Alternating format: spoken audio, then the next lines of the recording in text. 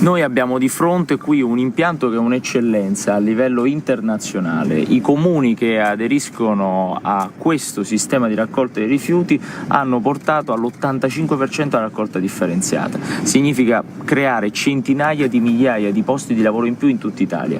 Come si fa a portare lo stesso livello di differenziata che c'è qui nel resto d'Italia? Con una semplice norma a cui stiamo lavorando nella legge di bilancio, che dice che le famiglie pagheranno la tassa dei rifiuti in base all'immondizia che producono, non in base ai metri quadri della propria casa. Se riusciamo a fare questo non serviranno più i mega impianti di incenerimento, ma servirà soltanto creare un modello di raccolta differenziata in cui i cittadini risparmiano sulle tasse e allo stesso tempo abbiamo più posti di lavoro. In queste ore sto leggendo sui giornali che ci sono dubbi del movimento o di Di Maio sull'autonomia.